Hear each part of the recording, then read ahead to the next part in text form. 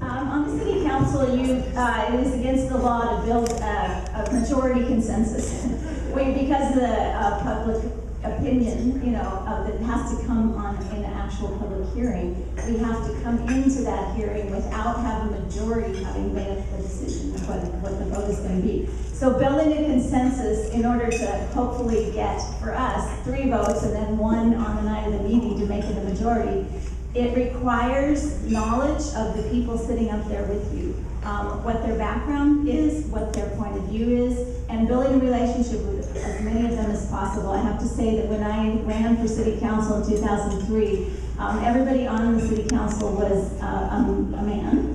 I was the only woman running. There were no other women candidates. So trying to build a relationship and kind of understand where they were all coming from was a little bit of a challenge for a while. I was coming from the point of view of family issues, and when you're dealing with a council that is kind of on a different wavelength than that, it takes a while. But building consensus takes time, and that's why it sometimes helps to be serving for more than 1 term, because there was a joke at City Hall, everything takes 4 years and $1 million. No matter what you try and do, it's going to take you 4 years and at least $1 million.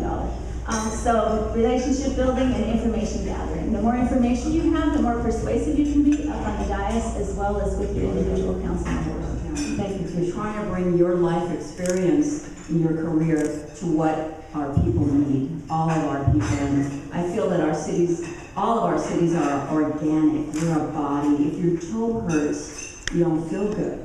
If South Oxnard hurts, you don't feel good in North Oxnard. So you have to heal the body. In building a consensus for me, I think it's very important to use my people, our people, my constituents, people who support me, like what I do, and some who don't even like what I do, as the people who go to my colleagues and say, hey, I think you ought to vote this way, for or against, or whatever. And I think community organizing is the key. We might not call ourselves community organizers, but we are. When we want something done on council, we need your support. We need our community support. So that's what I try to do. People call me with a particular issue. I said, please let my colleagues know how you feel. It's very important. Leave it there. Well, like Christy said, we can't in advance decide what we're going to do with everybody. And so the rest of the cities besides Ventura, there's 5 council members. So we can only talk to 1 in advance if we want to. And so I always like to preserve my option to talk to whichever one I want to talk to, rather than somebody talking to me about a particular issue in advance that maybe I already know where they stand, so maybe it's more important to talk to someone that I might need to build consensus with, because if I feel like somebody's on my side already, I don't need to talk to them. Okay, but really, I think it's more important at the dais itself to ask really good questions, which I am known for asking a lot of questions. And in the beginning, when I got on the council, some of my fellow council members, who shall remain nameless, and usually of the opposite sex, don't like it that you ask a lot of questions and you want to have a debate. Gee whiz, you want to have a debate? But I really believe in having the debate in public like you're supposed to have.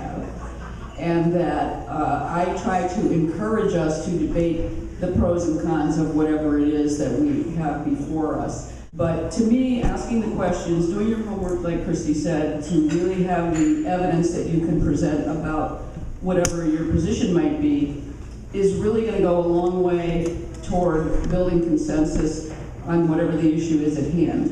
And so that's after I retired, because I have a lot of financial experience and know that one of the major issues in Santa Paula is the financial condition of the city, chose to run again for office in Santa Paula to help the community. That's really the motivation. But one of the critical things I would like to say is that all of the roles that I've been in, there were only like 2 women in transportation in the state of California that had the job that I had.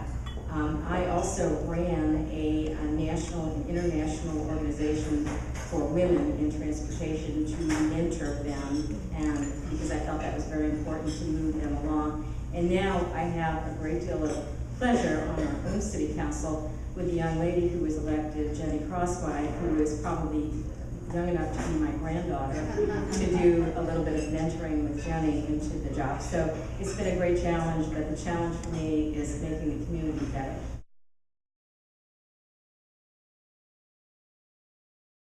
Funny you should say. In Oxnard, we have a lot of issues with, let's just say, deferred maintenance. What does that mean? You may have read in the paper we just had a race, utility race. I firmly believe we had to do that for the public good. We look at places like Flint, Michigan, and other, even Los Angeles, infrastructure's failing. There's serious health consequences, yet it affects that individual family's pocketbook. How do we work it and make it acceptable that we do the right thing, charge what we have to charge, try to get members of the public to understand why this is for the entire city's good, might be a pinch, a definite pinch for low-income people. What do? Well, you have a rate assistance program, you ask your community to support it. And I think it's always about picking your battle, making sure you have your values secure. It's not about today a lot of times, it's about our future, the future of the young people. And what are we going to do to meet their needs instead of what we want to get reelected? Yes, we want to stay there, but you have to have the guts to do the right thing today, because history will judge us harshly if we don't. Many of you have probably been to the fantastic and fabulous historic High Street Art Center in Moore Park, and if you haven't been there, I hope you'll come.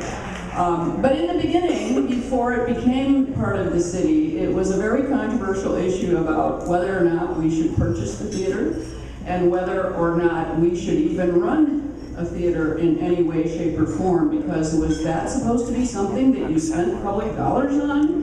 Horrors. It's okay to have parks and spend it on parks, but if you have people that might like the arts, is it not all right to spend it on the arts? And there was a lot of debate and a lot of angst that occurred during that time, but we did purchase the theater. And we did have some growing pains over time, and you had everybody second guessing everybody else, trying to say what they thought the theater should do or not do. And what I ended up doing was proposing for us to create the Moore Park Foundation for the Arts. That would be a combination of nonprofit and city in the beginning, which would then move into just a total nonprofit at some point in time. And it's already done that. And since then, we have contracted with the Moore Park Foundation for the Arts after many, many years.